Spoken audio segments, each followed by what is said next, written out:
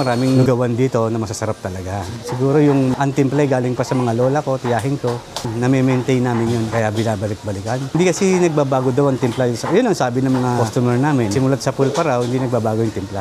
Nagsimula po ang negosyo namin, lumang palengke pa lang po Since 1950s pa po. Mga lola ko pa po nagtitinda. Sumalin lang sa mga tiyahin ko, kaya kay Nanay Lagring, Nanay Doray, hanggang mapunta ko sa mga pinsan ko, kapatid ko, hanggang sa akin po. Pang ilang generation na po ako. Salit-salitan lang po kami. Hanggang ngayon, diretso pa rin po yung business ng pamilya po.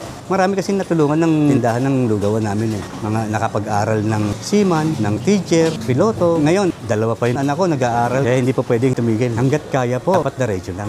Actually, meron man kami tinuturuan na rin para dire-diretso talaga yung business. Hindi mo naman kasi masasabi, tumatanda tayo. Kasi pagkain, talagang masipag ka lang Determinasyon mo para dire-diretso ang pagtitinda. Kasi ang pagluluto, napakahirap talaga. Madadarang ka sa init, talagang napakahirap. Ang tinda po namin goto, meron po kaming overload. Nagkakahalaga po siya ng 85 pesos. Ang laman niya po doble, may itlog. Kung gusto niyo po ng dugo, nakahiwalay po yung dugo namin. Kasi po may mga kapatiran po tayong iglesia na kumakain din. Ang goto po namin 40 pesos. May tokwat baboy, 50, tokwa, 10, lumpia, 10, palabok, 40, spaghetti, 40. Marami po nang order sa amin yung goto.